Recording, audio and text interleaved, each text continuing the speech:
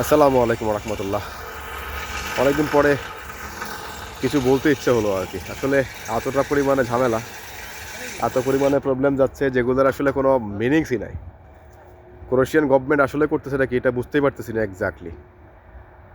Recently যেটা হচ্ছে, যদি কেউ আপনি ক্রোয়েশিয়াতে থাকেন, যে আপনি ক্রোয়েশিয়াতেই আছেন, আপনার ওয়ার্ক পারমিট আছে যে কোম্পানিতে, সেই কোম্পানিতে শুধুমাত্র আপনার ওয়ার্ক পারমিট রিনিউ করতে পারবেন।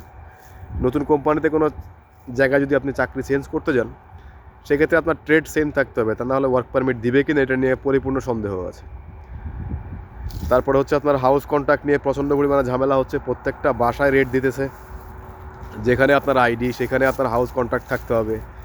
আপনার কোনো কোম্পানিতে যদি ওয়ার্ক পারমিট থাকে, সেই ওয়ার্ক পারমিট ধরেন হচ্ছে আপনার ক্যান্সেল হয়েছে, ক্যান্সেল করার জন্য কিন্তু আগে যেটা হইতো, আপনি ট্যাক্স না ডাললেও সমস্যা নাই, হয়তো আপনি নিজে থানায় যাওয়া লাগতো বা কোম্পানি আপনারা ক্যান্সেল করতো।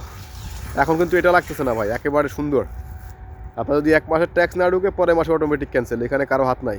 আর ক্যান্সেল হওয়ার উইথিন 2 মাস, এর মধ্যে যদি আপনি নতুন ওয়ার্ক পারমিট না লাগান, তাহলে পরবর্তী ওয়ার্ক পারমিট আপনার ইস্যু হবে কি না এই ব্যাপারে কোনো সিকিউরিটি বা সিউরিটি নাই।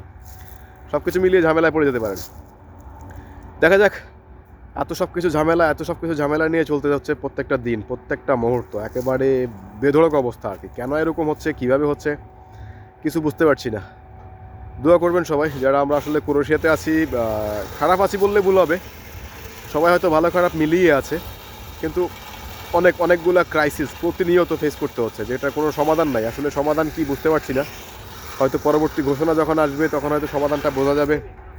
সেই নাগাদ একটু ওয়েট করি আমরা। অপেক্ষা করা ছাড়া কোনো গতি নাই। নতুন করে পারমিট তো মনে হয় না যে ইস্যু হবে, তারপরেও বলা যাচ্ছে না কি হয়। যদি হয় তো বেটার, আলহামদুলিল্লাহ।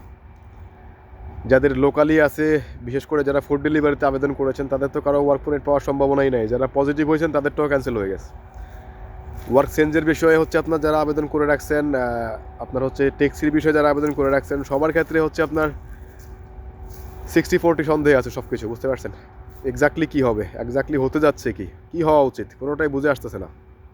যাক, একটু সময় নিয়ে ধৈর্য হারা না হয়ে আমরা অপেক্ষা করি।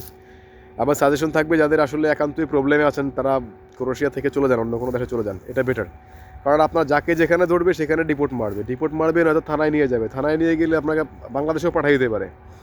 এক্ষেত্রে আপনি উকিল ধরলে হয়তো আপনার যে আপনাকে ক্রোয়েশিয়াতেই ডিপোর্ট করাইলো, অন্য কোনো দেশে, সেনজেনা দেশে যাওয়ার সুযোগ করে দিল বা যাওয়ার মতো একটা অ্যাবিলিটি দিল। এটা উকিল ধরলে হয়, সব ক্ষেত্রে হয় না।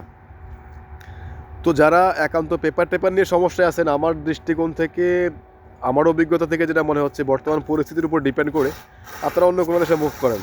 কোথাও চাকরির জন্য আবেদন করবেন, অনলাইন হয়েছে, কবে ক্যান্সেল হয়েছে আপনি জানবেনই না। পুলিশ ধরতে বলছে তোমার 7 দিনের মধ্যে ডিপোর্ট করতে হবে, অথবা থানায় নিয়ে গেছে সরাসরি, গিয়ে পুলিশ নিজেই আপনাকে ডিপোর্টে পাঠিয়ে দিচ্ছে। তো আপনি কী করবেন? এতগুলো টাকা খরচ করে আসছেন ইউরোপে, আপনার টোটালি টিআরসি টিকানো তো মুশকিল হয়ে যাবে। ওকে ভাই, ভালো থাকবেন ইনশাআল্লাহ। পরবর্তী কোনো নিউজ বা কোনো তথ্য যদি পাই, বেটার কিছু পাই, আমি আপনাদেরকে জানাবো। আসলে খারাপ খবর জানাইতে ইচ্ছা করে না, এই জন্য ভিডিওতেও আসি না, আপনাদের কিছু জানাইও না। ভালো থাকবেন সবাই, সালাম আলাইকুম।